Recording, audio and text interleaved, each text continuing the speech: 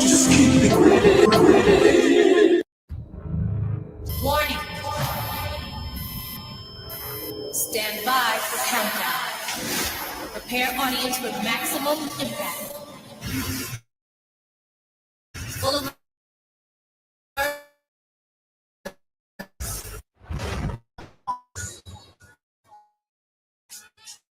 it's all about the UT, it's nothing they can do with us, so ain't nobody move. I'm a soul man. Yes, sir. I'm a soul man. I'm a soul man. You couldn't be so. You couldn't be so. You couldn't be so. You couldn't be so. They see something that I don't see. What can you learn from a bum, Omar? Shamsuddin? What I learned from a bum, maybe it's what not to do.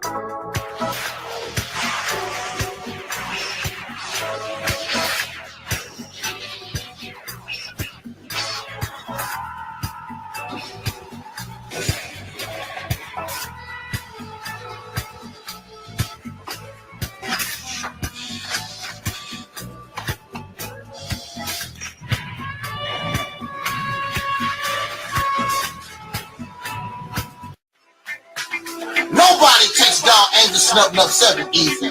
There's a reason why, after 100 channels destroyed, Snub 7 is still here.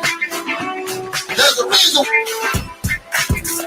but you don't take me seriously.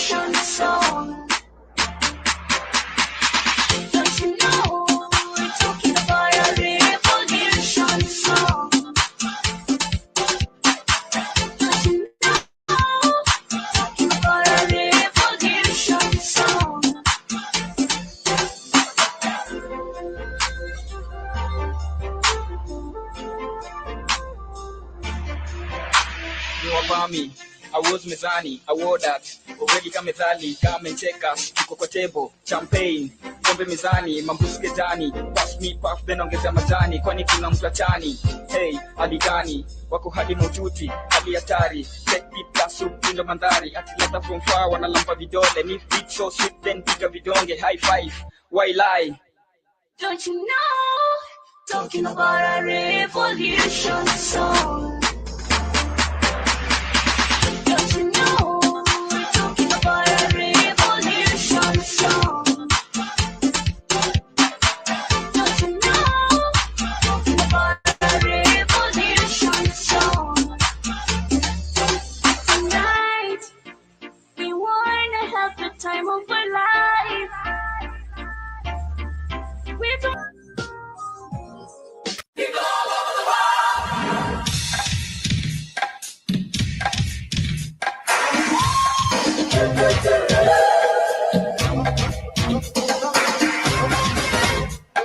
I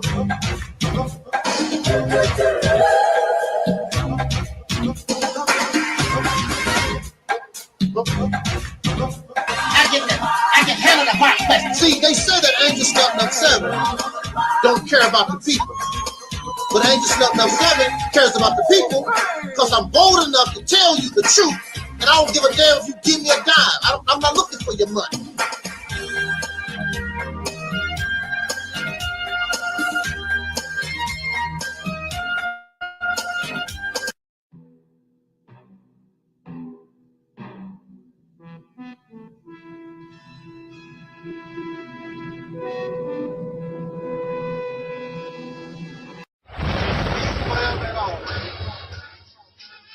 My black people, it's all about the unity. There's nothing they can do with us, so ain't nobody. We are in a state of emergency. Prejudice. Wrote a song about it? Like to hear it? Here it go. Free your mind.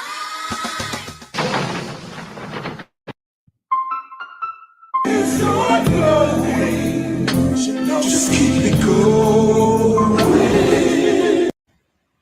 Hey, Angel Snub 7. What's going on?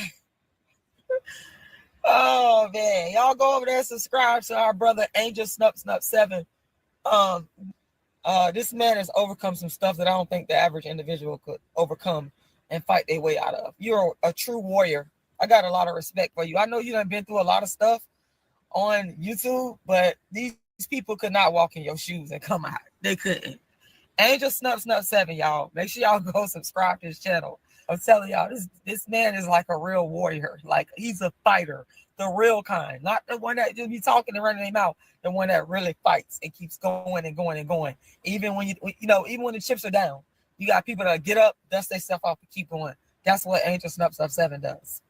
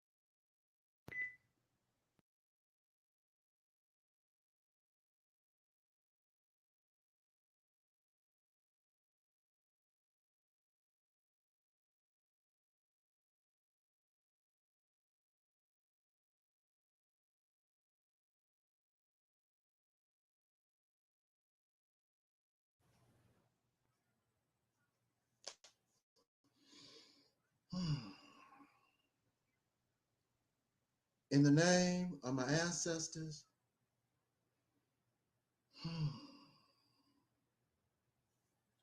peace forever and always. Welcome to another edition of what we call the Reality's Temple on Earth Internet Ministry. I am the gatekeeper or the host of this program, known here on social media, wherever you may find me. I am known as the mighty Angel Snub 7. I am your soul brother, number one.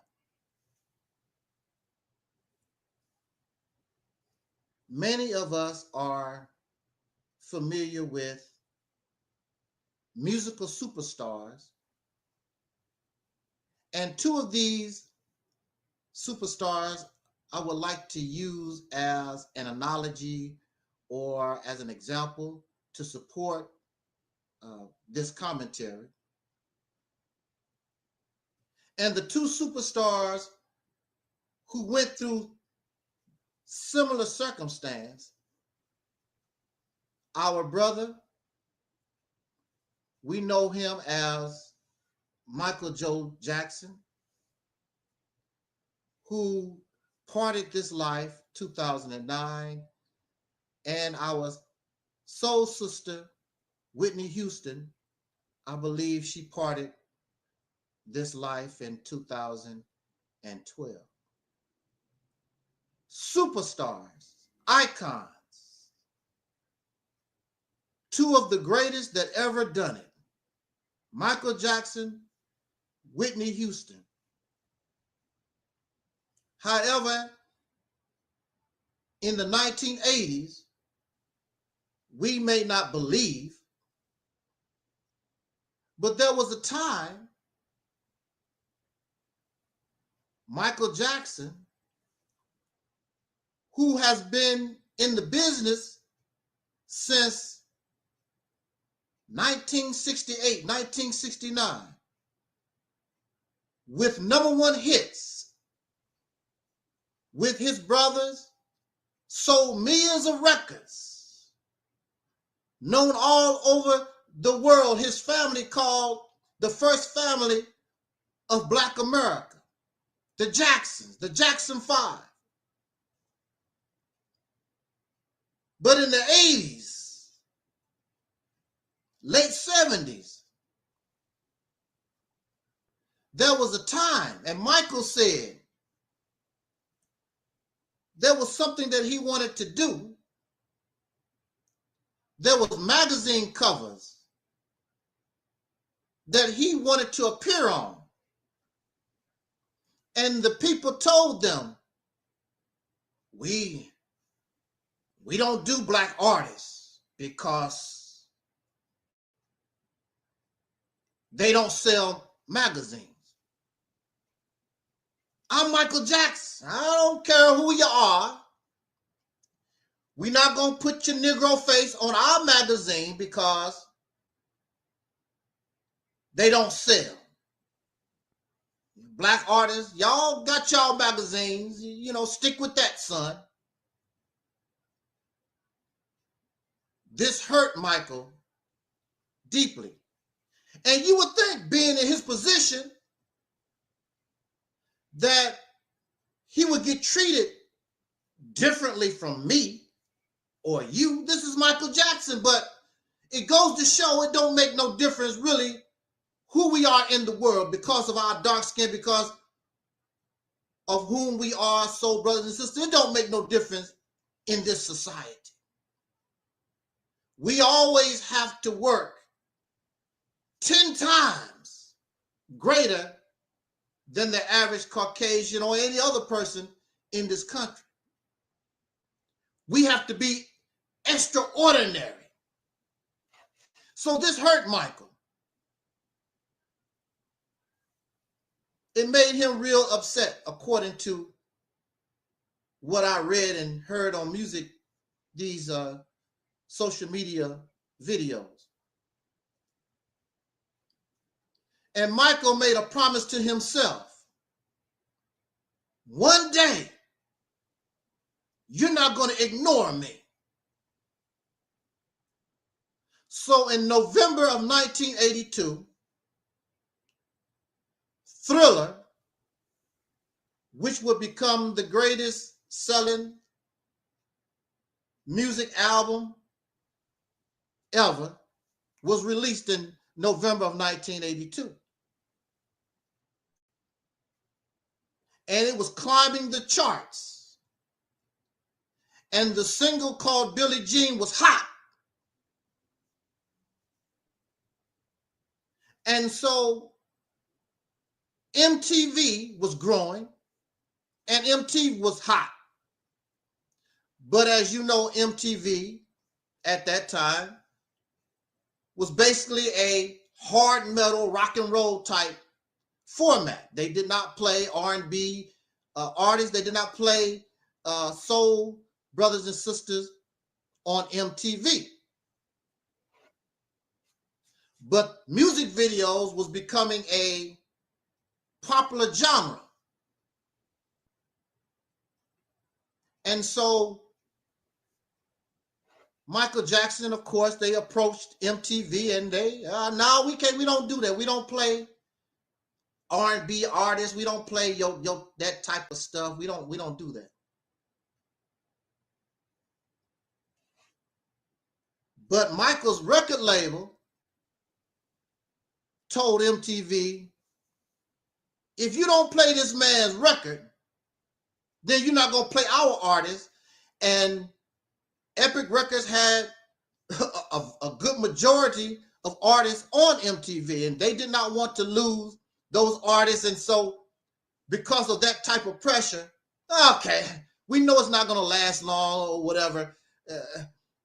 Give us the Billie Jean video, whatever, and we'll play that. And the rest is history. And actually, Michael Jackson, Billie Jean, Michael Jackson, Thriller, Beat It, saved MTV. The same music that they did not want to play actually saved MTV from going out of business, going bankrupt, going to nothing. But it had to get to the point where they didn't have no choice. You're going to recognize me whether you like it or not. And so for myself, and I watched this being part of this time period, there was always something dedicated to Michael Jackson. MTV always played Michael Jackson videos until they stopped playing videos, period. Whitney Houston had the same problem. They didn't want to play this young black lady, pop singer, whatever she is. Even though she was selling records, even though she was, we don't do that type of. Whitney Houston had to go through the same thing, and Whitney said, I'm going to show you. But in both of these examples, the artist had to get to the point where they had no choice. So we saw Michael very, very successful. We saw Whitney's very, very successful, but we don't see the business side. We don't see where they was rejected. But as soon as they got the opportunity, soon as the wall began to fall down, just a little taste,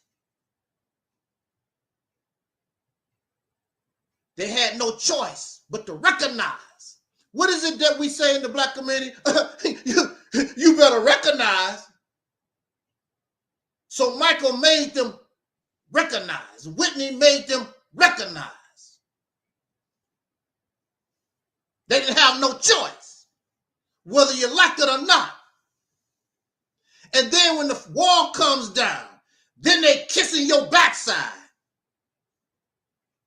Kissing the backside of Michael Jackson. Kissing the backside of Whitney Houston. Yes, sir, massa. To Michael. Yes, sir. Yes, sir. To Whitney. When the trumpet start playing and the walls of Jericho come falling down. So what am I saying this for?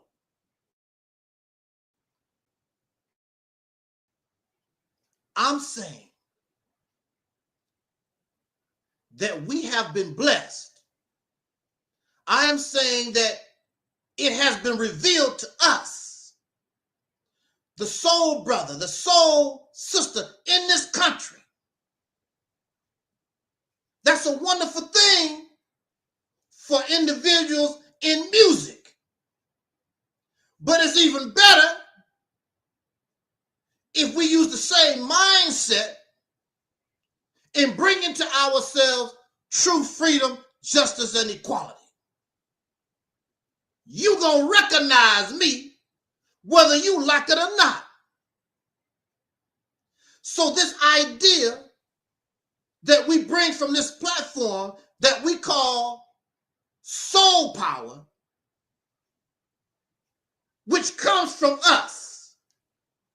It comes from our soul. It comes from our heart. It comes from our essence. We don't get it from nobody in China or nobody in Ethiopia or the Congo or elsewhere. It is us. Just like Michael Jackson was influenced by James Brown, Jackie Wilson, and many others, just like Whitney Houston was influenced. But I am Whitney Houston. I am Michael Jackson. And they became greater than the artists that influenced them. Woo! You got to understand something here. Being myself, able to go where those who influenced me could not go. So we are influenced, and we stand on the shoulders of Dr. Martin Luther King and Malcolm X, Elijah Muhammad, Louis Farrakhan, Jesse Jackson, Huey P. Newton, and the list goes on, to Harriet Tubman, Shirley Chisholm. We stand on the shoulders of greatness. But this is our time. We have to do what we have to do, like they done what they done. And we can go where they could not go. It was not meant for them to go.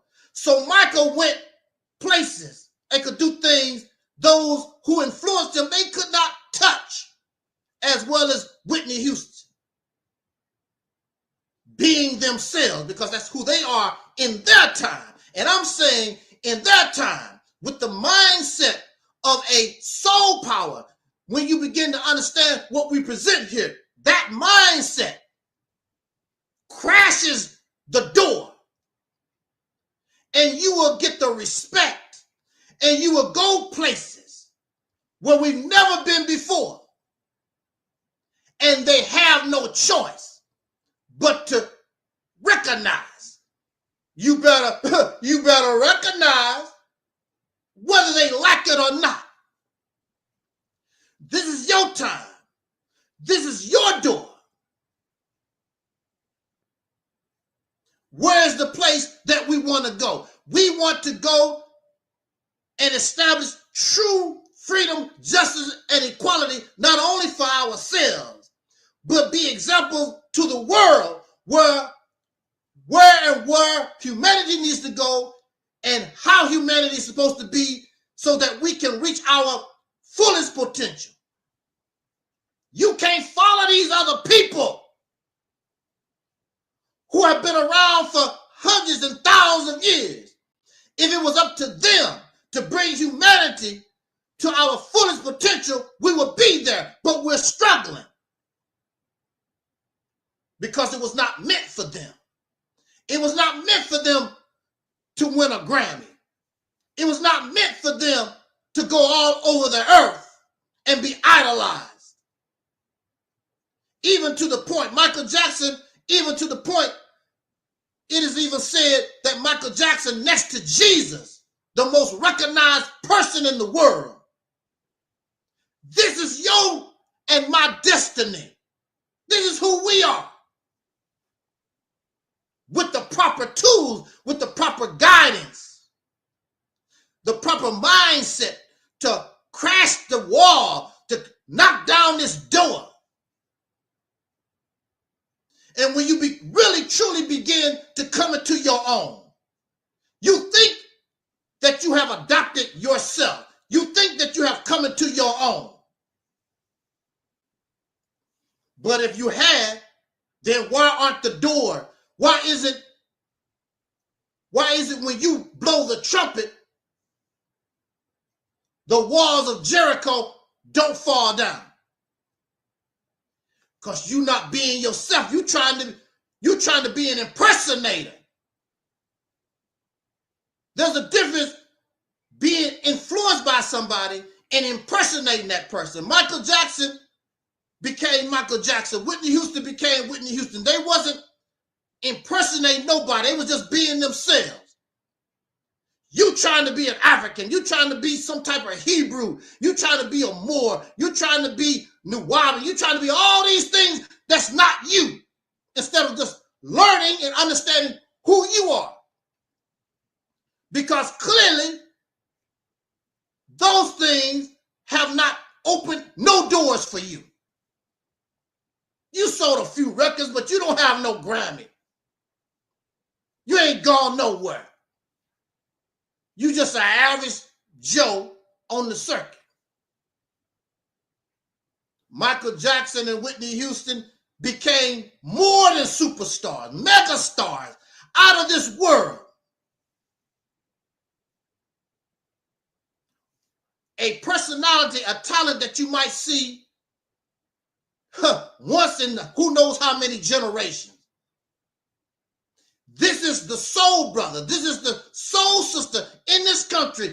This is the position and your potential if you come up out of the mindset that keeps you trapped in a place where you should be trying to escape. So that you can go to the MTV of this earth and you gonna play me. And when they give you that little bit of light, that little bit of opportunity, watch what you do. But you can't do it with the mindset that you have right now. You have to be different. You have to come into your own. Be yourself. And yourself is not a righteous Muslim. That's them people. And what has it done for them? All these things that we adopt. Look at the people that you're trying to be like. It has done nothing for them. They need guidance. They need an example. You and I are this Christ to come into this world to be their example. But you can't be Christ-like in your current mindset and in your poor understanding of what Christ-like is in reality. They're waiting on you. They're waiting on us. But we can't become what they're waiting for, trying to be them.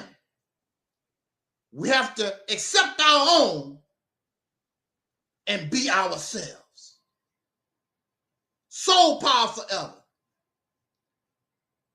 As the Muslims say, take it or let it alone.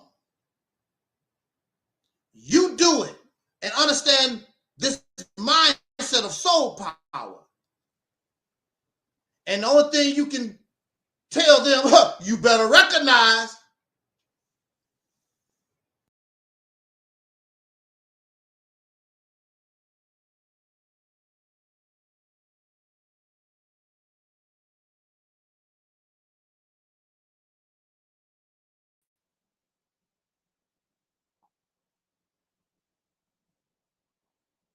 Okay. Can you hear me?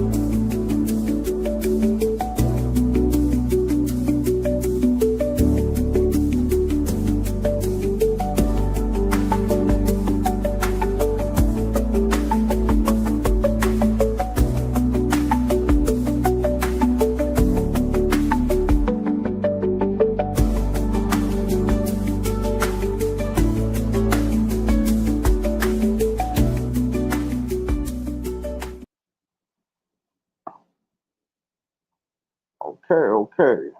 Hey, can you hear me? Brother Angel, can you hear me? All right. Yeah, we're in business. Okay, yeah. Thank you for letting me join you today on this live simultaneous podcast.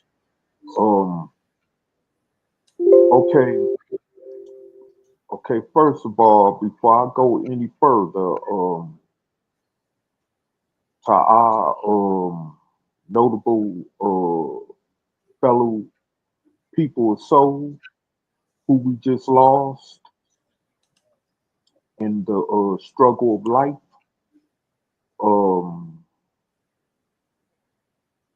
Once I say their name, I just want us to take a one moment of a silence. And but I'm gonna go on ahead and say their names. Sister Angie Stone, who was a neo soul music artist, um, and Dwayne Wiggins, who was a member of the R&B group from the 90s, whose music I still listen to today, Tony Tone, and the legendary elder Jerry Butler, who was also a former member of the 1960s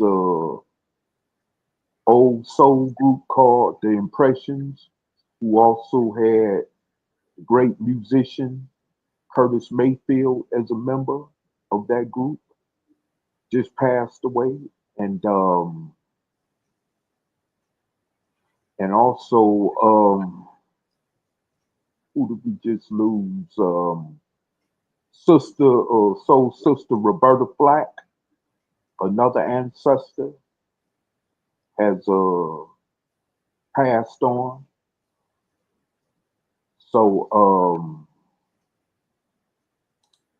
I just wanted, and also another brother who was also a legendary jazz artist, who y'all may remember for his funk style of jazz from the 70s, named Roy Ayers, has passed away. And so rest in peace to all these brothers and sisters of soul. And let's take a moment.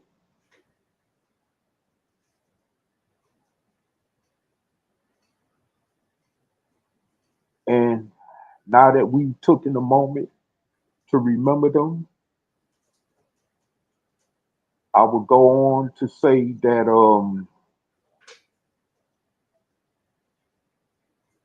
with all this chaos going on right now here in this country and throughout the world, but specifically here in America, because I'm not living in any other country.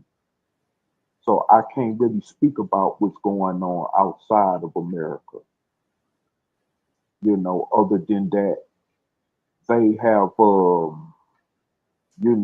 increased tensions with people that's right on the border with us, such as Canada and Mexico, who are supposed to be our allies.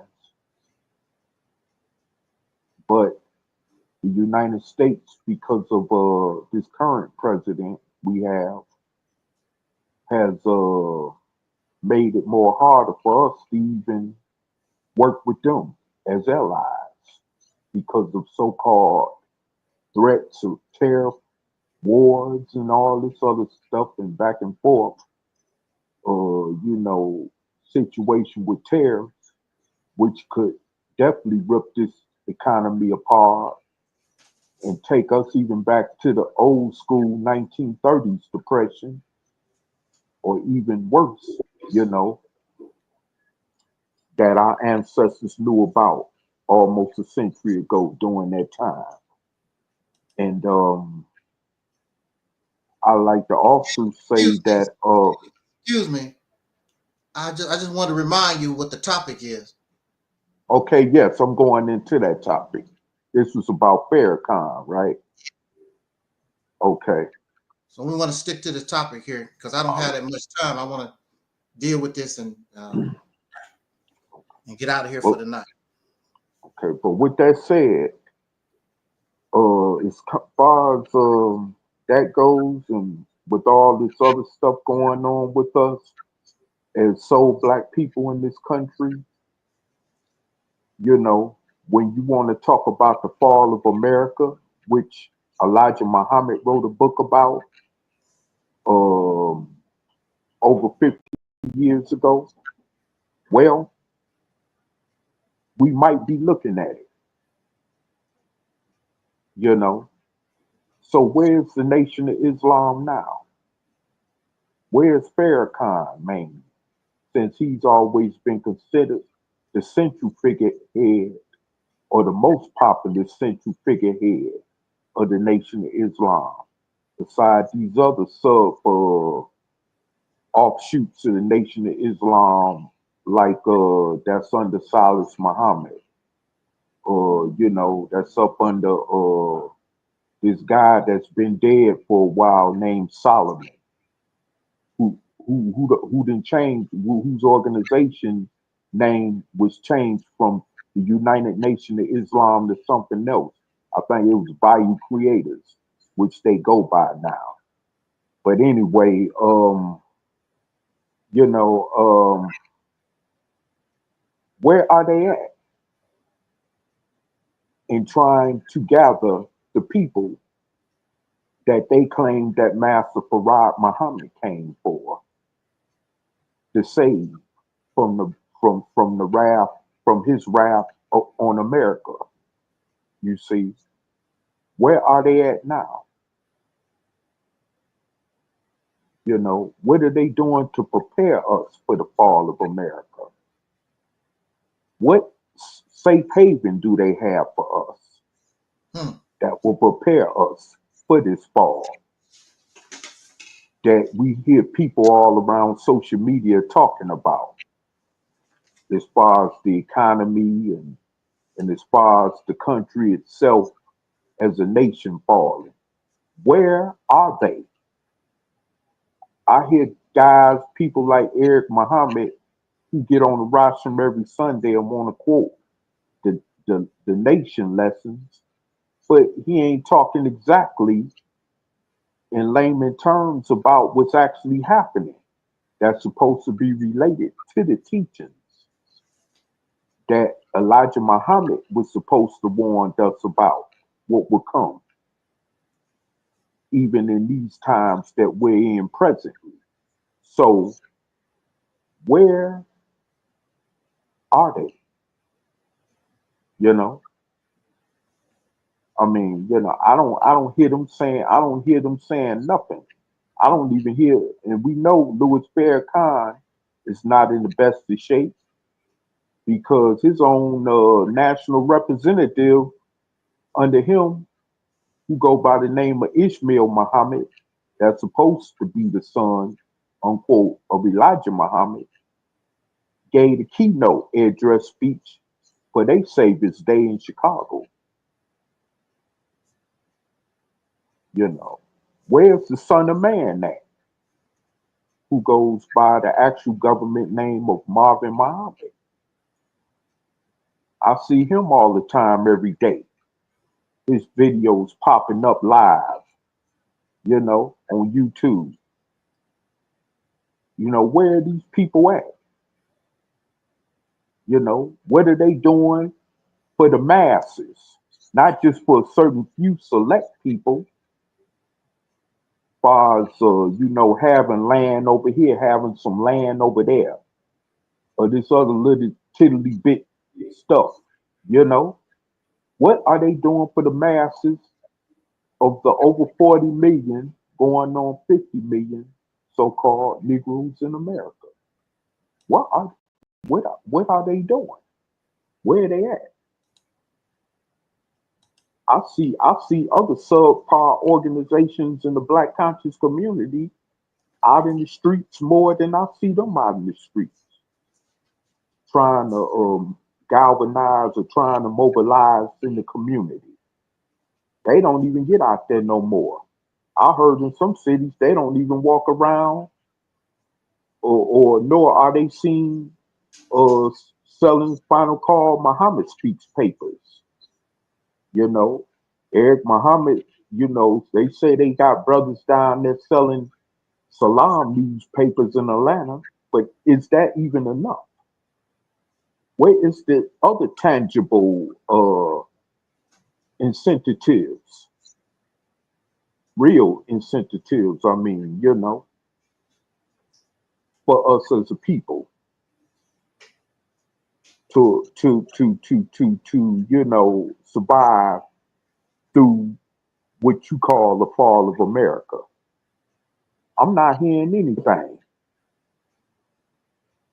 Y'all don't have nothing set up, let alone for people in y'all own subpar organizations, that y'all claim to be up under the teachings of Elijah Muhammad.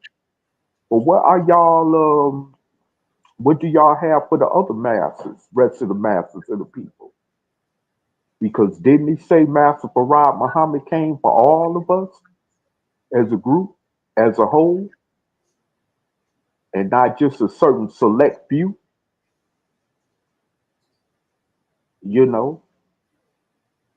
or a handful of people?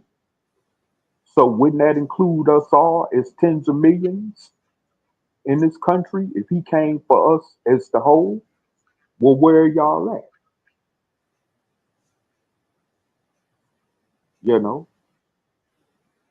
Where are y'all?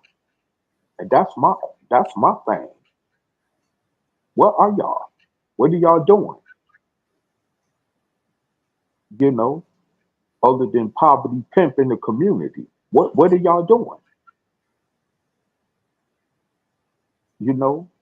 While soul brothers and sisters are out here struggling just to make it from one check to another, not knowing if they gonna lose their jobs. I got people in my family that work for the federal government, and they not certain whether or not they gonna lose their job because of all these federal job government cuts they doing in Washington. So what I mean, what are y'all gonna do? Or y'all just gonna look out for the few that's in y'all these little splendid groups where y'all got these different temples at around the country, or different mosques in the country? I mean, are y'all gonna even look out for each other? Because a lot of times, for years, I've known y'all not to even abandon y'all own members of y'all mosques and temples, and just leave y'all on the side with nothing, just completely out in the cold. I remember years ago, a brother told me, over private conversation we had, that actually it was a brother who was following Salis Muhammad, and he had to sleep at the local airport in Atlanta because them brothers wouldn't do nothing for him. So I mean, what are your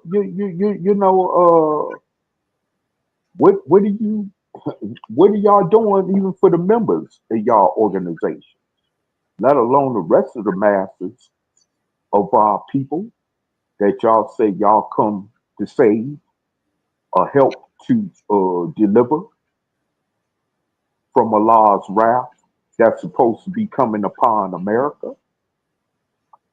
You see? So that's where I'm at with that at this point.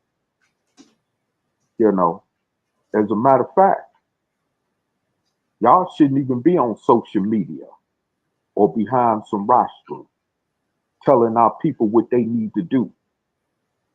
And y'all not, bringing the receipts to prove that y'all got anything for them, or that y'all got a solution for them, as y'all claim according to the teaching that you say you follow. And a lot of you are, practicing hypocrisy, even on that level, far as the teachings y'all say y'all claim to follow. So y'all need not even Get out here and tell our people what they need to do. And y'all not doing the damn thing for them, you know? And that's clearly and lividly my position on that, you know? You know, and I'm at the point right now where, you know, I don't care how our people got to survive. Because if you don't have a place set up for them where they could come and actually, you know, further elevate themselves as a nation of people who will be independent of others, since that's what y'all teach, then y'all shouldn't even be behind the rostrum telling them what to do, or no other kind of platform telling them what to do. Because this is where we are at now. As a nation in general, and as particularly a group of people who are the most marginalized in this nation. You know? So, I mean, it's like, I don't even need to hear that. And I'm pretty sure a lot of other people at this point in time who's tired of y'all rhetoric don't want to hear that. You know? Because it's just, you know, nothing but a bunch of regurgitation of some 100-year-old teachings from the 1920s or 30s, you know, that's not even practical today, which is outdated, you know. That's why y'all don't get no major high number of views, because people see that's going nowhere. That's why people got to struggle and survive the best way they know how. You know? Matter of fact, you can't even knock the ones or criticize the ones that's out there caught up in the criminal element of things, because you have no place for them to channel from that way of life or from that type of lifestyle. You see? So, I mean, it's like, I remember when in the 60s, I believe, and as well as in my era, like the 80s and 90s, where it was a lot of former Bloods and Crips and gangster disciples and vice lords who joined the Nation of Islam. And many of them primarily up under Louis Farrakhan's leadership, you know, or that been to prison and joined his organization. But now you don't even see them. I don't think it's even too many of them joining his organization, because they saw the hypocrisy. They saw it was going nowhere, especially when they went through a bunch of, you know, mess, wasting their time and efforts trying to make a difference in the community. And some of these brothers and sisters even probably went back to the old ways of the life that they were caught up in, as far as the criminal world is concerned, you know? So, I mean, you don't have no incentive or anything, nothing to protect our people from what's to come. Because the way things is looking in this nation right now, you know, we should be in a situation where we should be able to depend on each other completely as a whole, not just a few here and a few here or a few over there and this or that and the other and the third, you know. So my thing is like, you know, what are you doing? You know, you're not doing nothing but, you know, our elderly is not protected. First of all, our children is not protected. And anytime in our communities, you got young people in their 20s or 30s committing rape assaults on elderly people who are 80 or 60 some years old. That just shows where you are as an organization, because you should have had a lot of stuff in place to even prevent that type of stuff from happening. You see, now you got these other different subpar groups out here that's struggling to try to do something about that when they don't got that much support. But you were in the position to where they wouldn't have needed that support, because we all would have been working together to a certain point, cohesively as one, to make sure that our elderly is protected, to make sure that our women and children are protected, to make sure that we are protected even as brothers. You see? But, you know, you failed. You dropped the ball. And now you want people to still pay attention to what you got to say, you know? So I would recommend that any, you know, soul brother or sister living in this nation, you know, not even subscribe to them teachings. I'm not trying to tell you what to do, but I'm just suggesting teachings with the Nation of Islam are nothing to, you know, it's not going to get you nowhere. It's just going to, you know, have you running on blank promises, you know, and no action to come with it. And this has been going on with them for almost the past 100 years.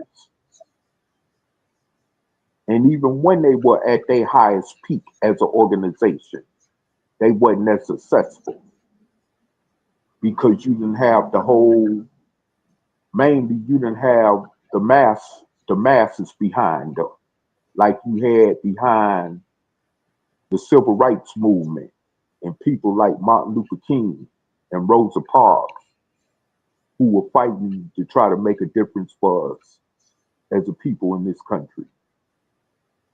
A big far cry difference from the civil rights movement. So y'all did not have that massive type of support like they did in the civil rights movement. And it's even worse now that you don't. And I want to also say something before I pass the mic on to brother Angel Snuff 7, is that you know, Louis Farrakhan lost his credibility to the brothers and sisters in the streets long ago, after he had betrayed the late Khalid Muhammad, you know. And so by that point, he even made it worse for even people like us from Operation Exodus, Mississippi, to reach them kind of people in the streets, because they saw the fakery. And so anytime now any entity comes to them or try to reach them, you know, with the ideal of helping to uplift us as a people and to help us gain our liberation, they don't want to hear it, because of people like Louis Farrakhan, who betrayed that trust. And with that said, I'm gonna pass the mic to our brother Angel Snuff 7 if he got anything to say for now. And thanks for listening to your brother Taalib. I haven't been speaking on here for a long time, but I just want to chime in and touch on this subject because things are at hand right now where this subject needed to be touched up on. And with that said, I pass the mic on to the brother. Well, peace and respect you to Brother Taalib for bringing us this subject tonight. It's a topic that I really wasn't going to say anything about, really. I just going to hold back. I didn't really want to say anything. But when Well, you if you go ahead. If you need me to speak more, just let me know. But I just wanted, since you are the host of this panel, out of respect, I want to to see if you had anything to say, or else I could keep going. Yeah, well, I want to say I wasn't going to say anything at all about the recent events, but when you brought the topic up, I think because of my background in the Nation of Islam, because I actually was a member under Louis Farrakhan, that many people probably would be interested in my view on the current events. I want to begin like this. When you critique people, what I call constructive criticism, and some folks don't like what you have to say, they call you a hater and you're jealous and whatnot. I've never been jealous or a hater of anybody or anything in all my life, because I can accept who and what I am. I don't have to strive to be like nobody else. If you have 2 apples, I'm happy with my 1 apple. Maybe one day I'll get 2 apples. That's have always been my thinking process. You can wear Jordan basketball shoes, and I just have Nike or some generic brand. Doesn't bother me at all, even though my cheap shoes would tear up real quick compared to the Jordans. There was a young girl that I really, really liked when I was a boy. And I never did get that girl. But I never was jealous of her boyfriend, the one who was able to hold her hand and kiss her and hold her or whatever. He was a basketball player. I did not go to the basketball games and sit in the bleachers, and when he get the ball in his hand, boo, hope you miss, boo, because I'm jealous and a hater because he got the girl that I like. She just wasn't meant for me. I accept those things. I wasn't jealous of the next door neighbor who had a brand new car and I had a rust bucket, because I've never been materialistic, and I can accept whatever has been put on my plate. I've never been like that. So during my time on YouTube, when I come here and speak about my experience in the Nation of Islam, people say, oh, you saying that because you're a hater and you jealous. What kind of hater actually spend their time and their money? And I did that even after I left the Nation of Islam. How can I hate the Nation of Islam? How can I be jealous of the Nation of Islam when that's what I have been almost all my life? As a little boy, I always wanted to be part. I always was influenced by the Nation of Islam. My relatives who I love in the Nation of Islam, I still know brothers, part of the Nation of Islam. But that does not negate my personal experience. It does not negate after I went through my revelation to begin to see certain things in those teachings that should be analyzed. Has nothing to do with being jealous or a hater. We have the right to analyze. We have a right to question all things. When somebody don't want you to question or analyze or examine them, that should be a red flag. That should open your mind. Something here is wrong. What you trying to hide? You can't tell me about my experience like we have experience in relationships. Your relationship with a woman could be bad, but I get the same woman and we live happily ever after. But that was your experience. In your experience, it was bad. My experience, it was very good. Same thing with jobs. Oh, you hear this all the time. Oh, don't go work there. That's a bad place to work. They do this, they do that. It was bad for you. And another person go and they retire. So our experiences and things is different. But whatever that experience is, we have the right to tell that and speak about that.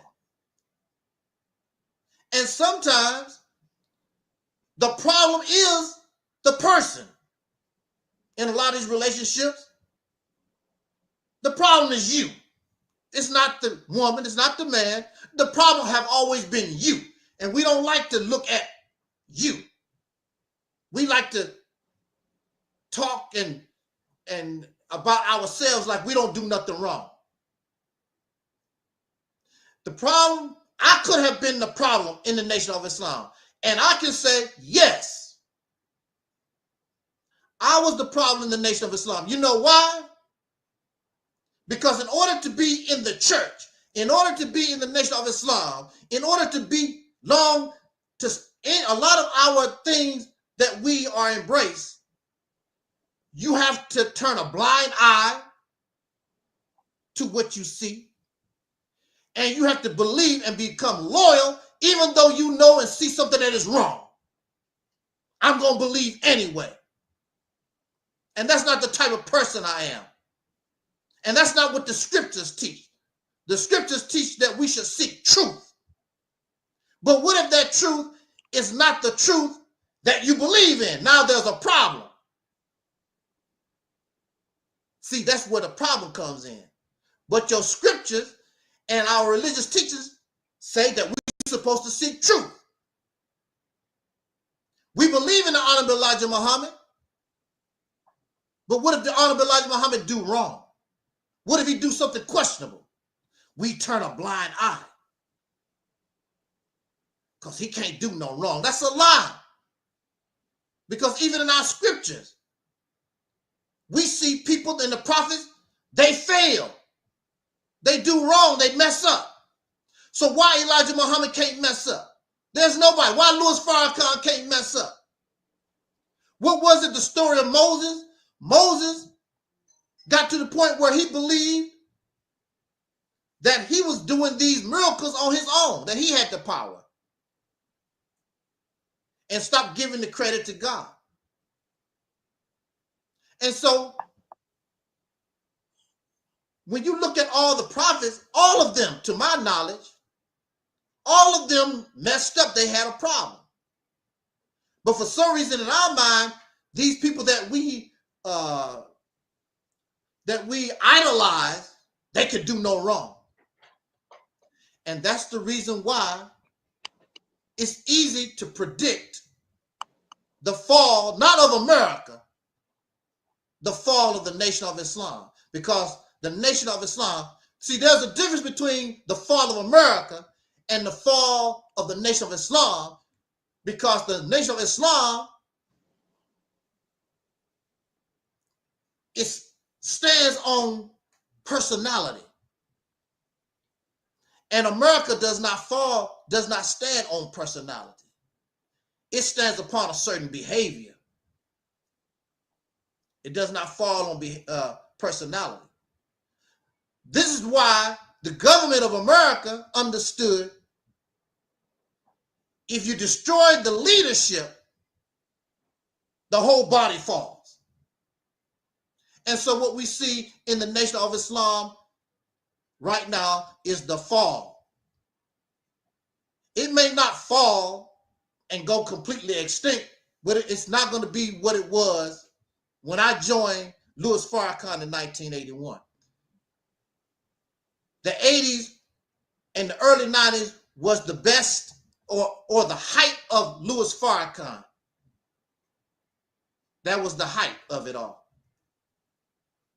Louis Farrakhan began to make certain, as Brother Taalib said, he began to make certain decisions that was detrimental to his organization, such as the interaction he had with Brother Taalib, which would have been probably the best choice to be a successor after him. I don't know, Brother Taalib, are they around the same age? I don't know how old was Brother Taalib? I think they was like over 10 years apart from each other. Okay. 15 years apart from each other. Okay. So Brother Khalid, I mean,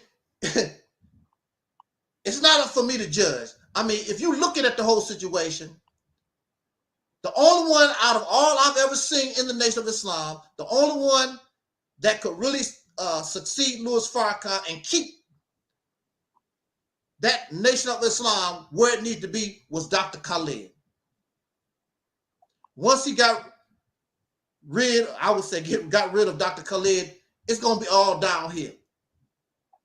And see, the reason for this really is because Louis Farrakhan loves Louis Farrakhan. He don't really want nobody to be almost like him, getting the same kind of shine like him. He don't like that. Even though Khalid wasn't getting that kind of shine, it was like a threat. Because after Khalid left, it's all about Louis Farrakhan. Ain't nobody talking about nobody. It's all about, and that's how he likes it.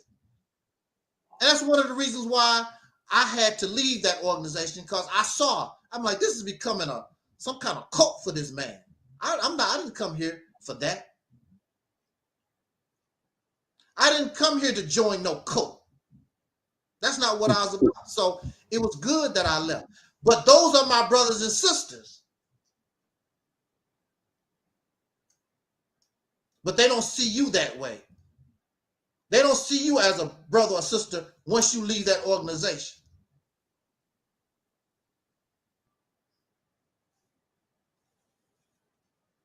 But I don't hate on nobody. But this, we predicted a long time ago. Savior's Day 2025, they had it in the mosque. They haven't had a meeting, a Savior's Day at the mosque. I don't think they ever had done that before. To my knowledge, it's never been done. Yes, they have. Yeah, they have. They have. Have they? Yeah, I believe in certain years off and on in the past. Because I know the very first, well, there was no Mas Mariam in 1981. Okay. Matter of fact, I think it was at a hotel or something like that. Matter of fact, most of the time it's at some type of hotel, some type of place like that, some type of arena or whatever. They never even had Savior's Day at the Final Call building. They always rented some kind of hotel or some kind of hall or something like that. Because I'm thinking about it, I don't 1981. Now once you start getting to the 90s, I lost track. But as far as I know, I've never heard of them having Savior's Day at Mas Mariam itself. There's always been a hotel in Chicago or a hotel in Detroit or somewhere like that. Never. Never been done before. And they didn't even make a big fanfare about it. And still haven't. I'm watching Brother Ben's channel. Brother Ben, as far as I can see, didn't say nothing about Savior's Day 2025. Didn't say nothing about, oh, that was a wonderful speech that Brother Ishmael gave. I don't see no comment from Wesley Muhammad. I don't see no comment from Nuri. None of these people. They're not even supporting their own Savior's Day. I don't see none of it. Just go back last year when Louis Farrakhan spoke. All the 2024 Savior Day videos. And you go here on Google, on YouTube, and look up Savior's Day 2025. Ain't nobody making no big deal about Ishmael and Savior's Day 2025. Nobody. But see, this is something that we talked about a long time ago. Because it's a personality cult. It's a personality cult. And with the personality cult, when the spiritual leader dies, then the whole organization falls apart. See, you don't see that in the Catholic Church either, because it's about a mindset. Who knows how many popes the Catholic Church has had? It's not about, some popes they like better than others, but it's a mindset. But see, with us, it's a personality thing. Oh, he's a good preacher. He sure can speak. Just like T.D. Jakes. T.D. Jakes is sickly. He's an older man. Who's going to take over? Who's going to inherit his church? And chances are when he dies or get too sick to preach, watch, the people start to leave. Because we talk the teachings, but we're not the teachers. We love preachers. We love charisma. We don't care nothing about all those things. So they all falls apart. Brother Taalib, you were saying earlier about the nation having a safe haven. They haven't created nothing. You talk about the father of America. If America's gonna fall, what you gonna do about it? What lifeboat have you gotten together? They don't have nothing. Now, according to the teachings, well, I don't even think it's according to the teachings because I've read much of a lot of it. I don't remember Elijah Muhammad saying the mother plane gonna come out the sky and save all the believers. I don't remember reading that in Message to the Black Man. It does not say what's gonna happen once America. I don't think they talk about the fall of America. They don't talk about what's gonna happen to us. Watch the weather, they say. Watch the weather. When Minister Farrakhan dies, he sits down, the weather gonna get worse and worse. Yeah, but the weather affects everybody.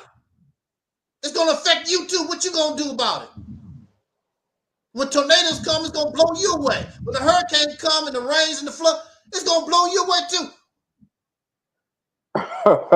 Hey, I heard Marvin Muhammad saying some crap one time about, excuse me for cutting you off, but he said some, because I'm glad you said that, because he talked about it's a bunch of tornadoes that have always hit around the town, where near around the town where he had in Mississippi, right?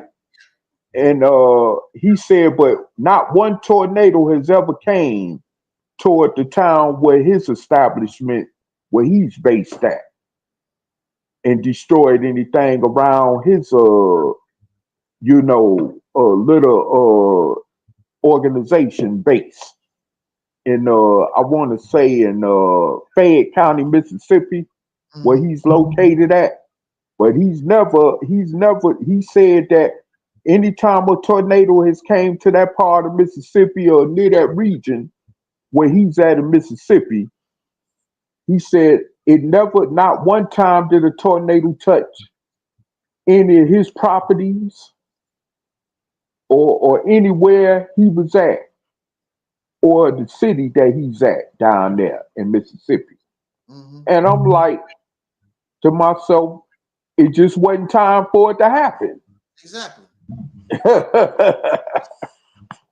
There's a lot of places that a tornado or whatever has never touched. It's a lot of places, many places. It don't mean it can't happen. But what you gonna do about it? It doesn't mean anything. Tornadoes and this weather has been happening for millions of years. So what? Like I say, if Allah brings a blizzard in the middle of the summer and snow in Donald Trump, now we got some power. Now, you don't prove your point. That's not going to happen, though. It's not going to happen. But they believe all this stuff. And see, so even the Quran said, do you think that you shall believe, something to that effect, and you will not be tried? See, all this belief, it's not only the Nation of Islam, all this stuff, Pan-Africanism, all this stuff is ready to get tried. We're gonna see exactly what this stuff is about. All of it. All of it needs to be challenged. All of them need to be tried. All of them need to be shown for the garbage that it really is. Nothing but feel good stuff. Does nothing for you in real life. All of it. Louis Farrakhan has turned the Nation of Islam into a church. My relatives say a Christian church. Because most of my relatives that was part of the Nation of Islam, they up in age now, whatever. And it's the Grim Reaper is knocking on the door, hanging around waiting. And they talking about, they was telling me the other day, talking about, they said that Trump is the last president. Trump is the last president. He got 4 years, and Trump gonna bring all this down. He's the last. Trump is America's last president. That's what they say.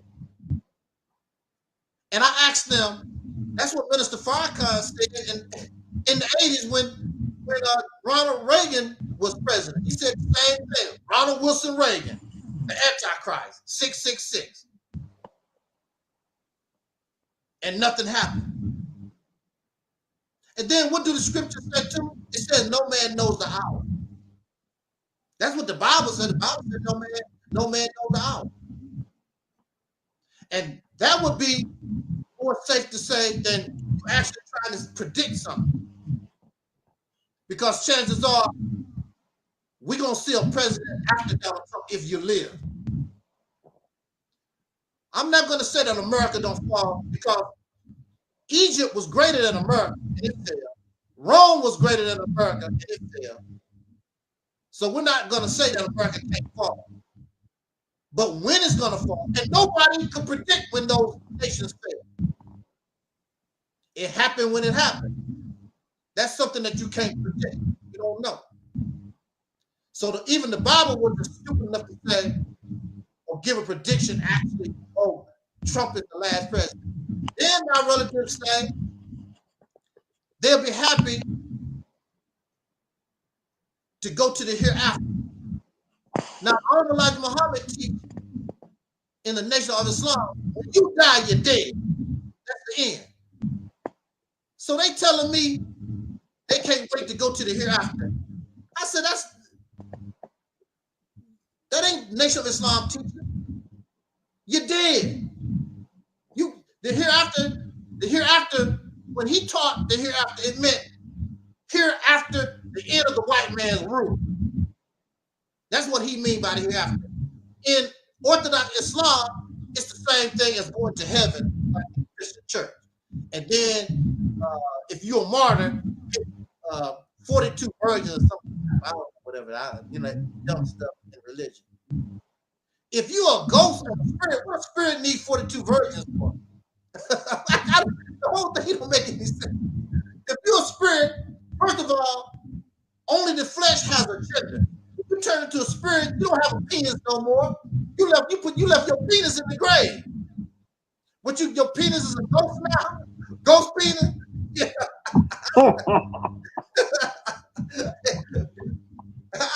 The whole thing don't make any sense to me. That's good for somebody in the physical life, having virgins. If you're a spirit, what do 42 virgins mean? You don't have a penis no more.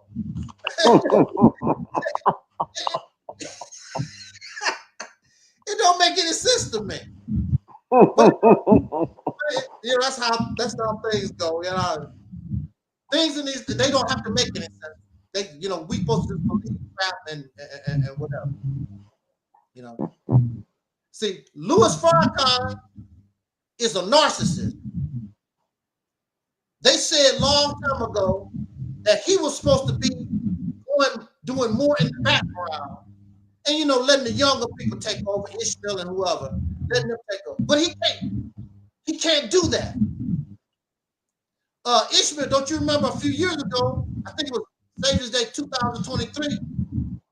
One of those Savior's Day, Ishmael actually did the whole thing, and then Farrakhan came behind him and talked like 2 hours or so after Ishmael did Savior's Day. So I know that he's in real bad shape if he can't do Savior's Day. He didn't even come on the stage and sit down. What's up with that? He didn't even come on the stage and sit down.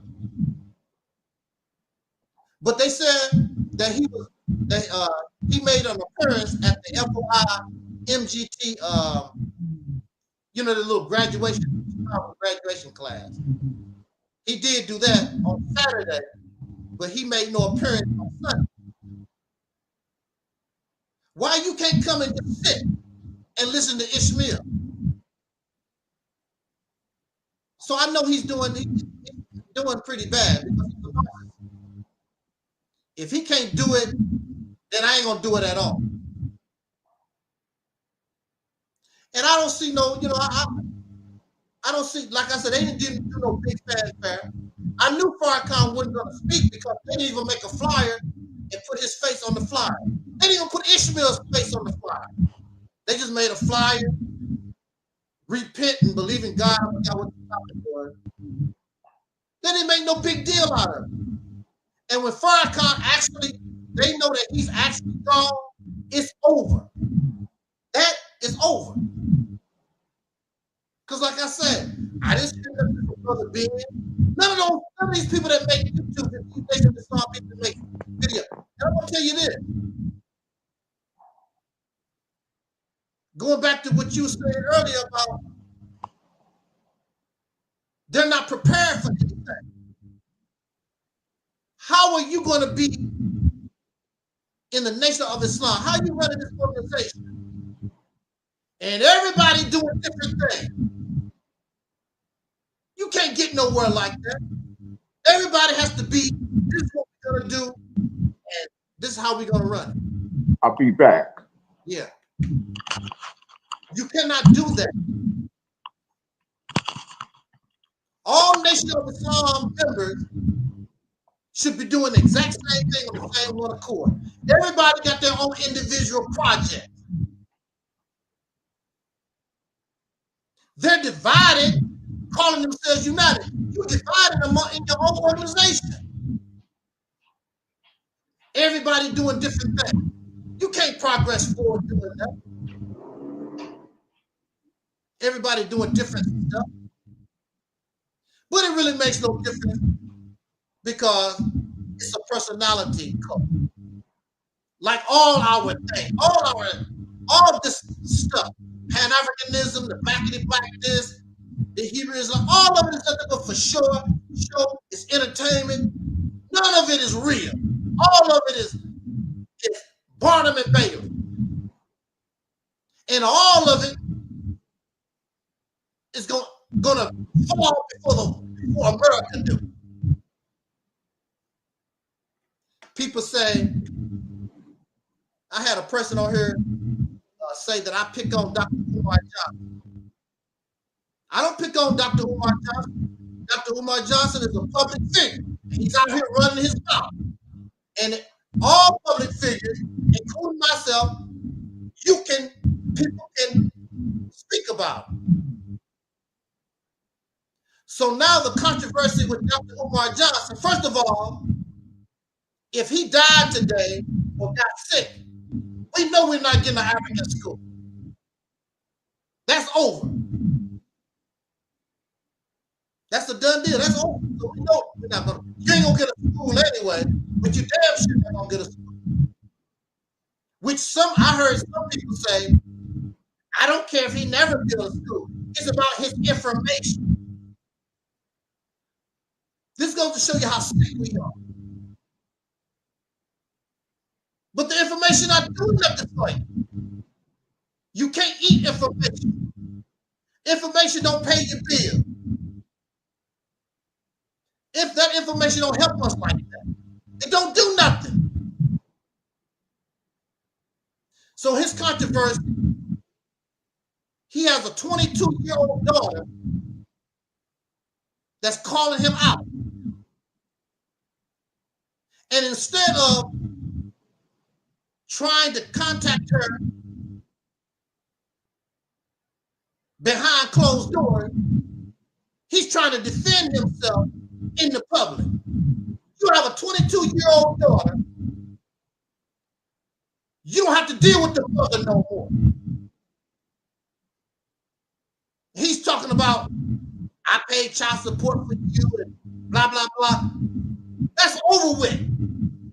You have a daughter that's 22 years old, different mothers. The only thing she want to know, I want to know my sister. Can you help me contact my sister? Because they have different mothers. The same man running around trying to give dating and relationship advice to everybody. Tommy Sotomayor, single father, can't get along with the mother of his children. The late Kevin Samuel, children can't get along with the mother. These folks you listen to for relationship advice.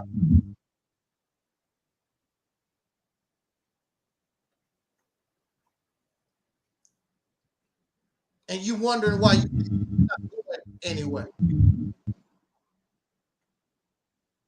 It's all falling down. You want America to be on trial, but in reality, it's you on trial. And all of you're gonna pay for laughing at this Operation Exodus Mississippi campaign.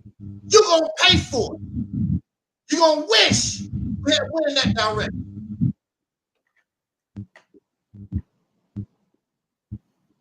I guarantee you, you're gonna wish. Because all that is entertainment. All that ain't nothing but a cult following.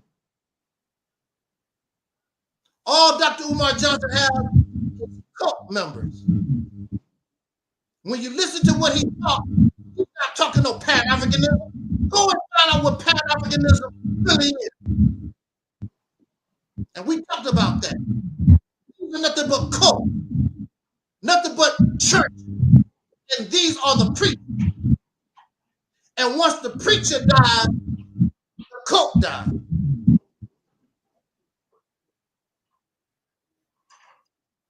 What we know of as the Nation of Islam, that's over. And all the little offshoots, the only reason why anybody will pay attention to them also is because of Louis Farrakhan. You won't hear from them. Just like you don't hear from the Israelites, but they don't have a charismatic personality.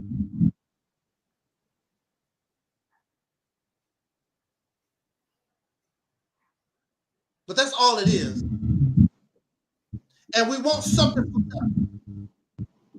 We want something, some miracle. Somebody give us something. There's nobody there's nothing on this planet,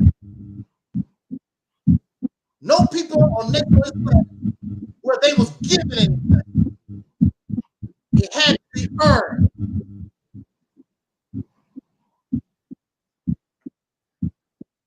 And we want somebody to give it.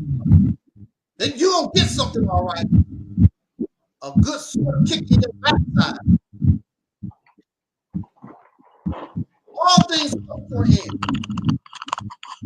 You had an opportunity to do better. You don't want to do better. You think everything is a joke. You think everything is funny. You think that what you got is the real thing. Well, let's see. I really doubt that Donald Trump gonna be the last president. But all this stuff that we believe in, we're gonna find out what it's made out of. In fact, Louis Farrakhan said that we need Donald Trump to give us hell, to make us do better. But that don't mean nothing. There's a lot of people, they go in bad shape, they get in bad shape. They don't do any better. They get worse. The only way people are going to do better because they want to do better. There's people, just like when you on crack, when you doing dope. The reason why you get off those drugs is because you want to. Those who don't want to, don't get off. It's simple as that. If you want it, you'll do it. If you don't want to do it, then the crack will kill you. The heroin will kill you. The fentanyl will kill you. But those who don't want to die, those who see something different, they get better in their lives, they will work and they will get off those drugs.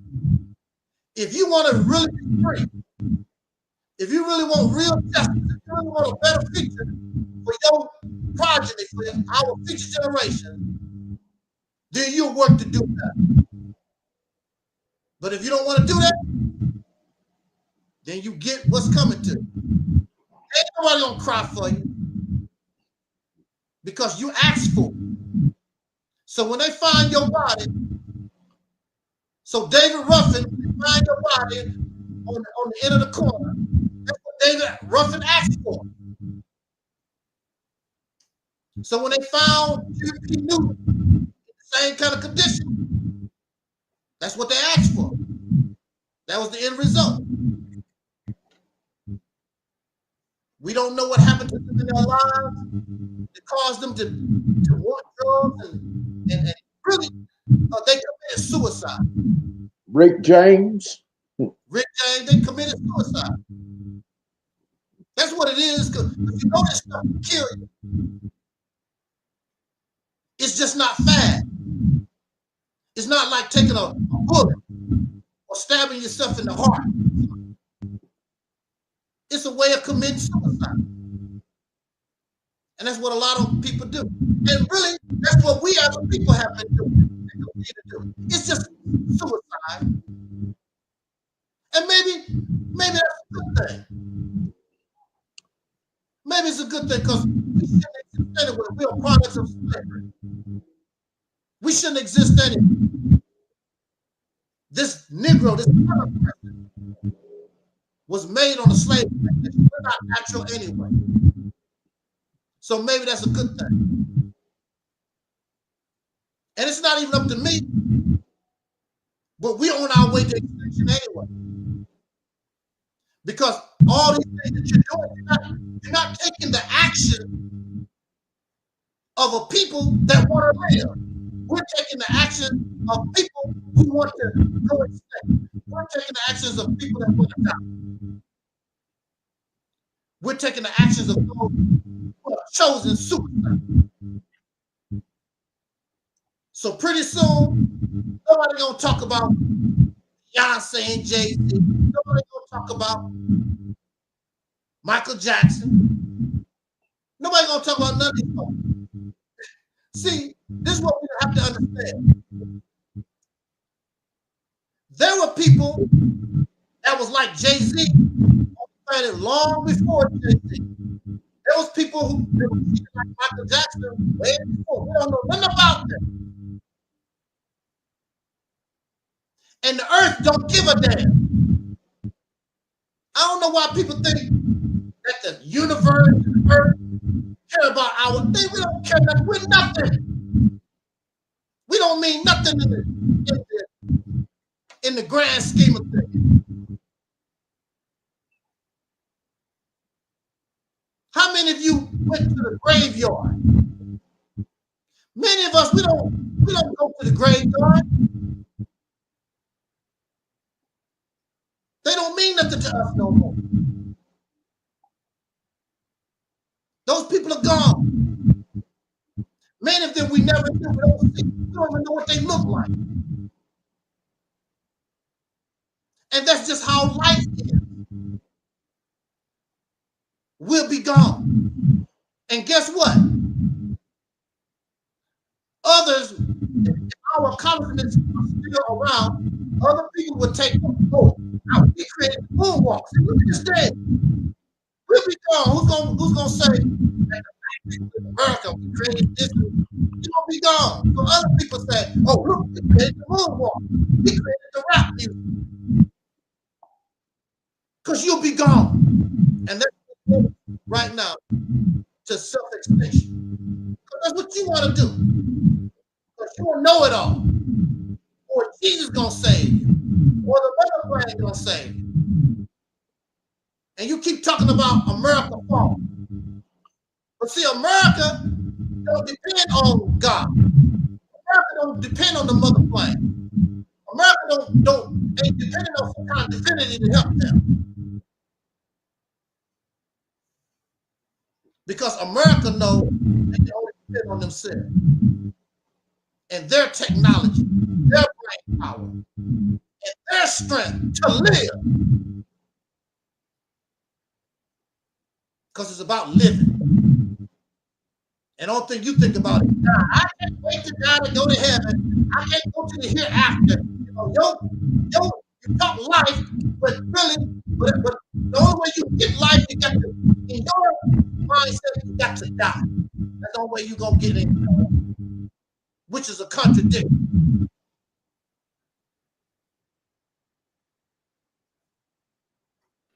So I want to say, it hurts me because I want us to be successful. I don't want us to lose. I want us to be successful. But you can't tell nobody that. Because you know, you can find me a children who know it all. They don't know what you're talking about. You know everything. Then when you get in trouble. See, this thing with the thing of Islam, I've been talking about this for years. It's just a matter of time because Farrakhan, Dr. Umar Johnson, nobody lives forever. So it's a matter of time. If you don't care, you enjoy while it lasts. Knowing it's going to fall. It's all going to come to an end. We're going to see what Nuri Muhammad did. We're going to see what Wesley Muhammad did. Brother Ben, all these stuff, they talking all this stuff while Farrakhan is alive. Now, are you going to support Ishmael? They're not going to support Ishmael. Ishmael don't know what to do. He don't know. He's just trying to copy Farrakhan. I watched some of that speech. He trying to talk like Farrakhan. And then he's repeating the same old story that Farrakhan told 1,000 times. 1955, Muhammad was speaking. And Farrakhan said, that man know how to speak. Elijah Muhammad was talking to him. Well, brother, put that in the fine language that you know. You know, we've heard that story 1,000 times. Saying the same stuff, repeating stuff all over the time. It's not the time and what must be done. It should be the time and what we have done. It should be the time and what we're doing. They don't know. I helped build that. Why would I want to see it wrong? Even though I'm not there? But that's the destiny. That's how we think. We only embrace it not for the long term. And with that said, I'm going to pass the mic to Taalib to give his final thought. Okay, thank you, brother, for letting me speak once again. I just want to add on to what the brother just got finished saying, that right now, as we look at the situation going on every day around America, where these Nation of Islam mosques and temples are located, and you see black on black crime constantly ticking up, you know, and people, you know, desperate, you know, and living in poverty, and but they want to take what the next person got, you know, and then this continuation with how crack cocaine has impacted black communities around the United States, especially where they got Nation of Islam temples and mosques at. And there has been no sign of change in these communities. You talk about every church that stand on the corner in the black community not doing nothing. But what has your presence in the black community done to change anything? See? So, you know, you got people running rampant, out of control, you know, like gangs, like drug dealers, terrorizing the community. And you just stand back and don't say nothing or do nothing.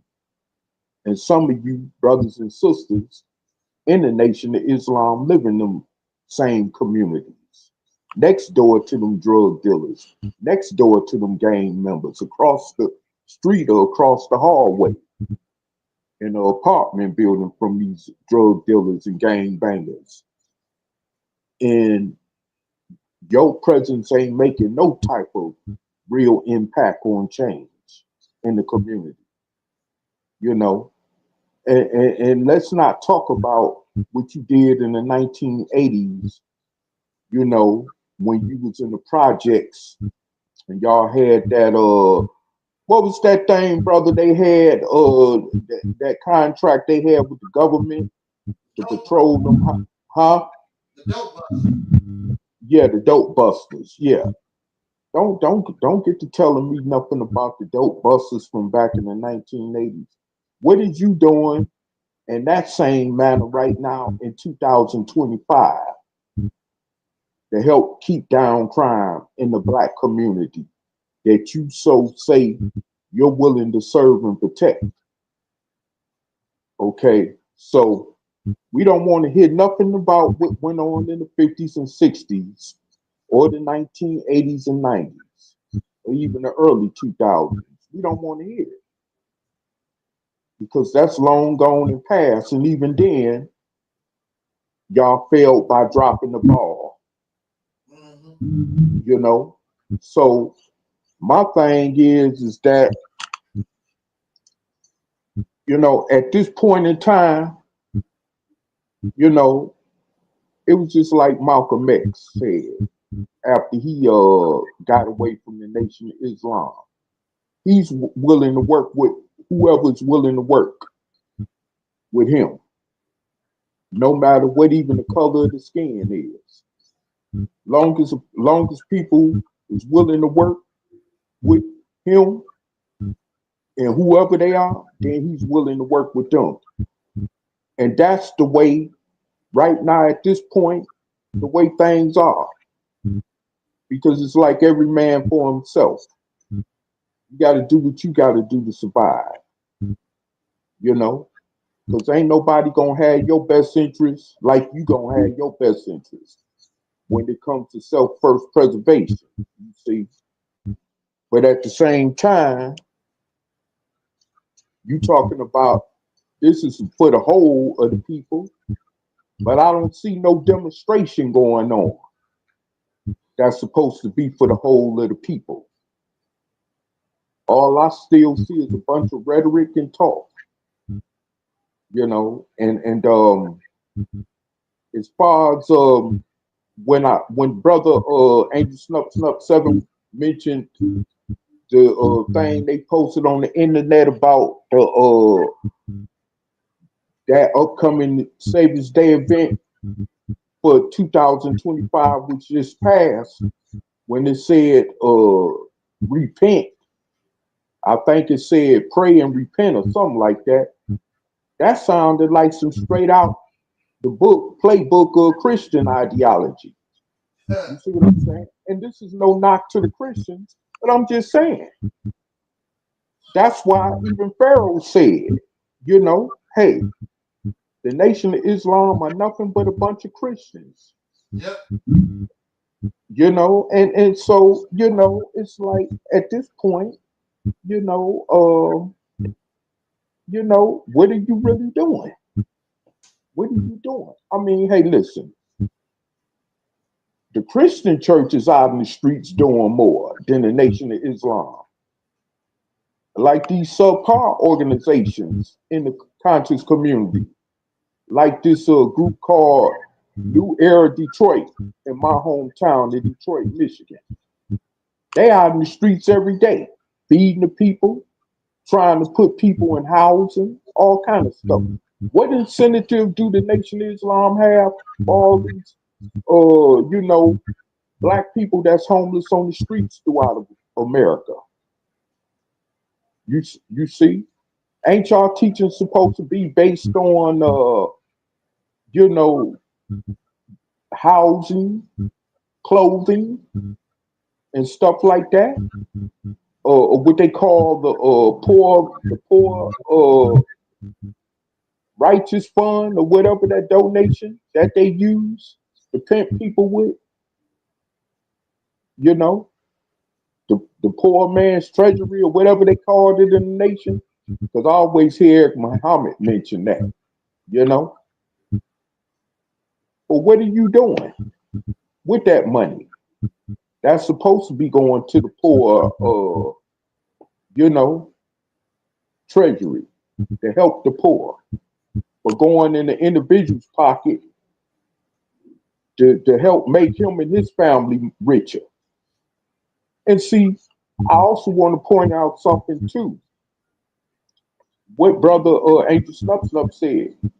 When Farrakhan died and Ishmael Muhammad don't get the support he gonna need, how is he gonna be able to support himself and his family? Unless he's so locked in with the Farrakhan family that he already set for life. You know? Because I heard off and on through the years that the Farrakhan family and the family of Elijah Muhammad is supposed to be one. So, because, you know, through marriage and different stuff like that, you know? So, I guess that's one way, maybe that's how he gonna continue to survive, him and his family is gonna be able to make it financially. But what about the other ones, like Nuri Muhammad, Wesley Muhammad? You know, are they gonna have to go on and find them a real 8-hour job? You see? So this is what I'm saying, you know. I mean, what are you going? And yeah, I saw Nuri Muhammad. You know, he had the big humble wheel limousines when I was in Indianapolis, Indiana years ago with this study group that I was processing through out of Lexington, Kentucky.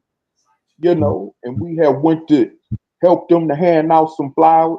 That was back, I want to say, yeah, 2013, because Farrakhan was supposed to have been speaking in town that following next month.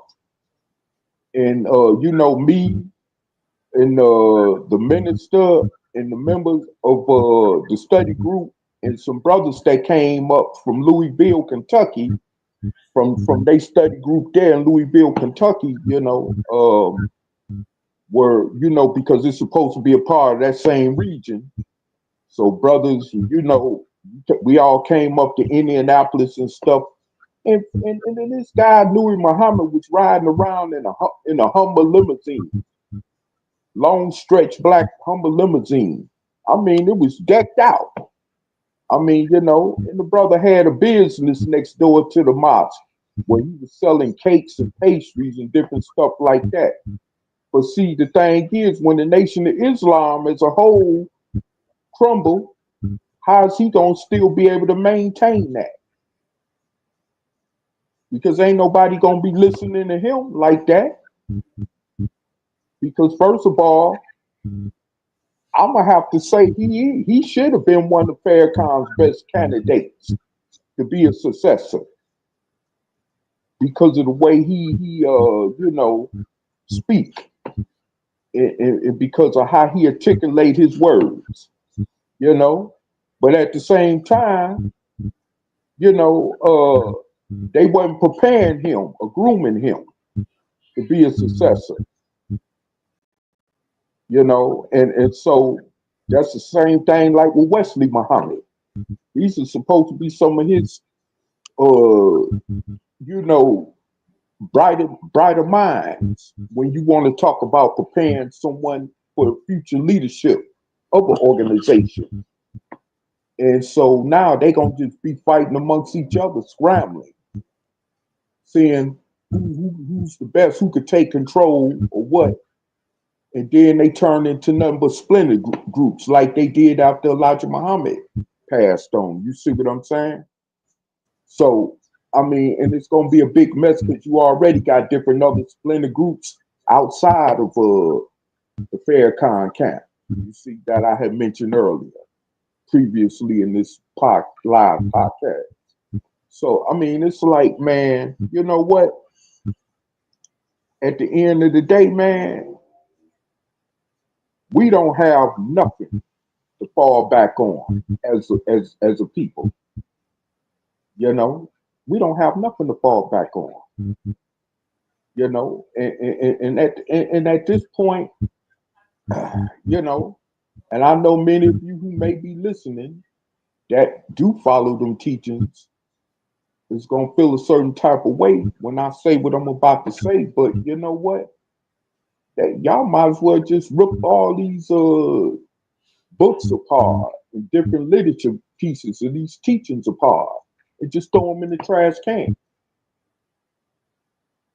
Even though Farrakhan hasn't passed yet, but y'all might as well get ready to do that because it has no meaning to it.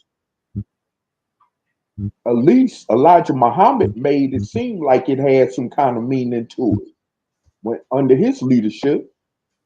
But after Dean Muhammad, you know, changed his whole thing around, I'm gonna tell you something. If anybody was gonna redeem the Nation of Islam to rebuild it in the way that it was under the Honorable Elijah Muhammad, then it would be Dean Muhammad. And he's no longer around. You see? So that's null and void. Because they left the leadership position in his hands when his father died. They ain't leaving it in the hands of Farrakhan.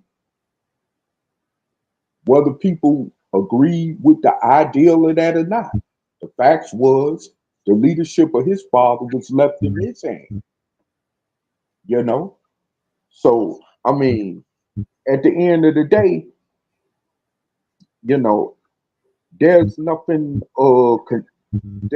tangible. And with that little bitty organization that, you know, the son of man who go by the name of Marvin Muhammad has in Mississippi, and a little few, trinket, makeshift, bases of followers he have in Detroit, in Chicago, and wherever else he have some followers at. It's very small, 3 times more compared to Farrakhan, following in his organization. So, I mean, it really don't mean nothing, And Eric Muhammad, he always, counter, at people about saying he don't have nobody sitting in front of him when he be speaking. And I mean, okay, you have a bunch of people on the internet listening to you, whether it's YouTube or Facebook, but what are they doing to help support you on a massive scale? You complain about you don't get no support even from the local brothers and sisters down there in Atlanta, where you got your temple at. You see? So what? I mean, really, what is the Nation of Islam? It's just it's not even a relic of his past glory, as some would say, So who really cares right now what the Nation of Islam, if the Nation of Islam even exists? Because for some people, the Nation of Islam right now at this point could be looked at as Marcus Garvey's UNIA organization is looked at, which is no longer existing, or which is considered defunct. You see? So this is what's going to come down to it. And those other people that call themselves leaders in the Nation of Islam, whether it be, Salis Muhammad or Marvin Muhammad or whoever, they might as well get prepared for the passing of Farrakhan, because once he done, they definitely ain't gonna be relevant. Because just the fact he's alive is what kind of helped keep them relevant. Quiet is kept, whether people know it or not. So it's like because of the fact that Farrakhan was always the most populist leader of the Nation of Islam since the death of Elijah Muhammad in 1975. See? So it's going to make a lot of difference when Farrakhan passed. When you want to talk about the whole totality of the Nation of Islam and the rest of his other subgroups that surround today. And so, I mean, it's like, at the end of the day, I mean, we're not even, we're nowhere near. And I also, too, want to point out, because the brother had mentioned something about, which I had gave my 2 cents in a little earlier concerning Marvin Muhammad, about how Allah protected their properties and stuff from bad weather and tornadoes and floods and all this kind of stuff, right? Well, I heard Farrakhan saying something about down in Georgia some years ago where they had some type of big flood at somewhere in Georgia where he got land at, and he said that flood didn't touch nowhere, didn't come nowhere near touching his land in the way he basically put it. That flood did not affect his land at all, but everything else around the area where his land is got flooded, but his land. And again, like I said about Marvin Muhammad, it's just because it wasn't that time for it to happen. You see? So, as far as putting a law in it, and all that, you got to understand physics and science. You see? and then we could, you understand, have a real conversation when it comes to how the weather affects different regions and places on the earth, as well as in the country, you know, because it all deals with law and physics of science and all that, which is outside the realm of religion and divine protectionism and all that type of stuff, you see. So, I mean, it's like, this is the reason why I say that at the end of the day, we have nothing but our own selves to depend on.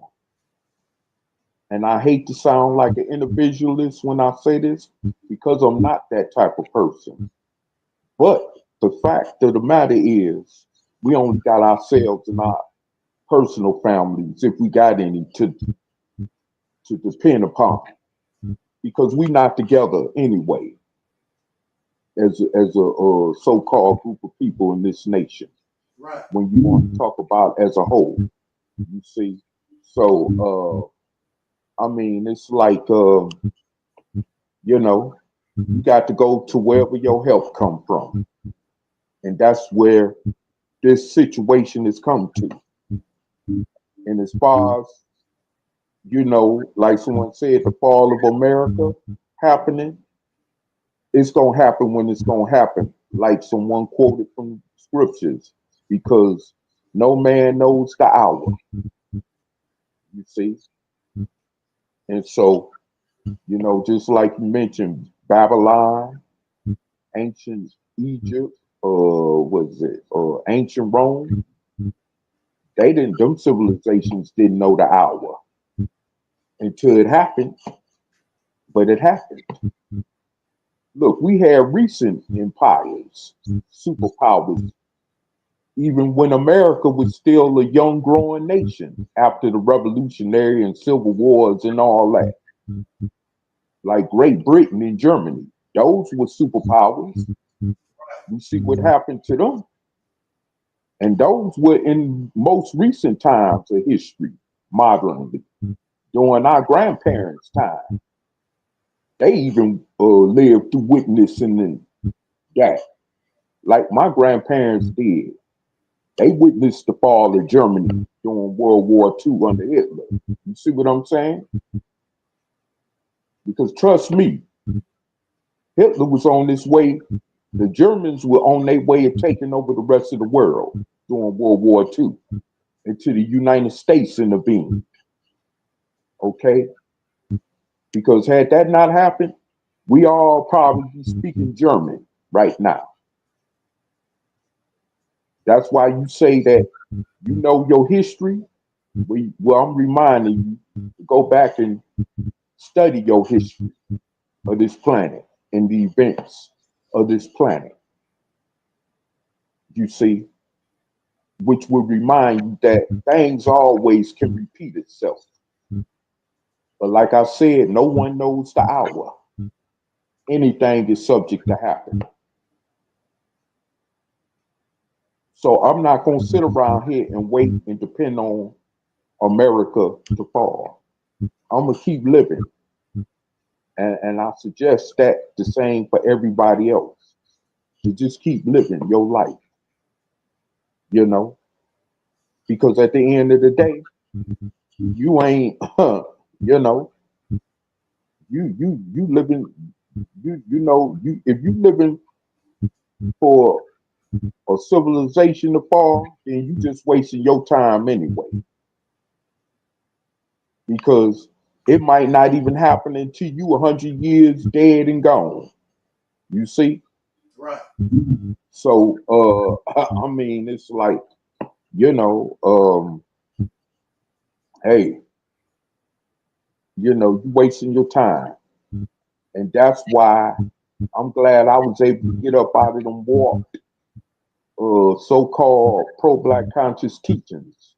Because they had me blind the same way the teachings in the nation had Brother Angel Snuff 7 blind. Right. You know? So I mean, it's like you know, you'd have been better off just going back to Christianity. Because them teachings only made you more ignorant, you know, and that's the bottom line to that. You know what I'm saying? So I mean, it's like you know, you became more dumbfounded, dumbed down, more full of illusions than ever. You know, and lastly, in my closing statement, I want to point out, you know, I had spoke to someone yesterday on my job, and I brought up something about how people so easily quick to forget the crack cocaine epidemic that destroyed us,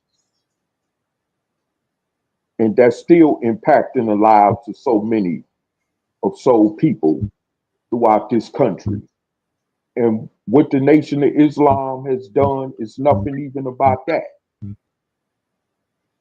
They used to have, you know, what you call those places, detox centers, something that Malcolm X started when he was the minister of Temple 7 in New York, you know. And so, I mean, you know, it's like, you know, they don't even have detox center treatment centers. We have to go, if we want to get off of drugs, we got to depend on the white man's medication, Medicaid or insurance to get us into one of their rehab centers, you know, because you don't have nothing like that to offer. You see? And then in some cities, even like where I live, it take a long time to get in a rehab center because of a big waiting list. Why you still out there killing yourself with them drugs, you see?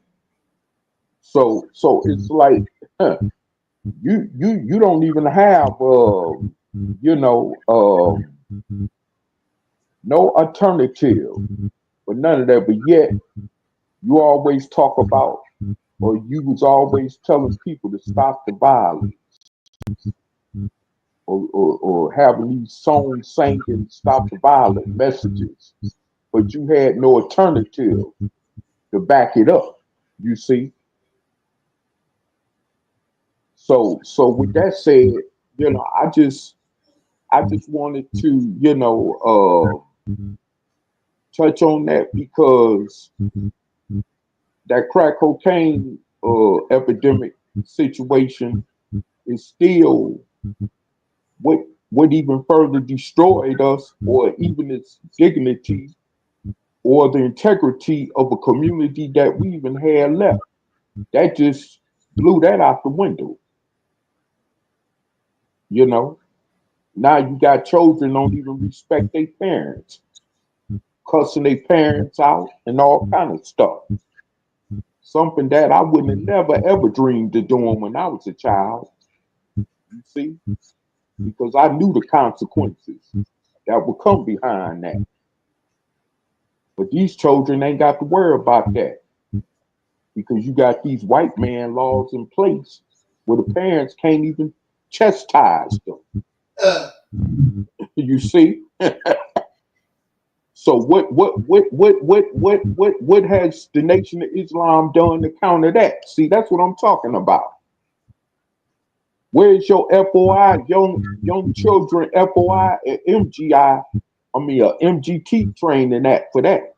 Because evidently, I've heard even from previous talks we've had on other podcasts where, you know, some of these young brothers and sisters walking around with these names with an X at the end of it, or with these Muslim names, ending up in jails and prisons every day.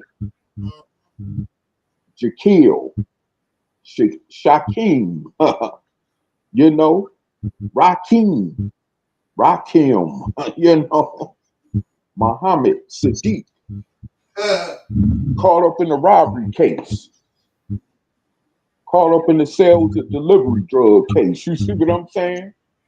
And more than likely, some of these children was raised in the Nation of Islam. You see what I'm saying?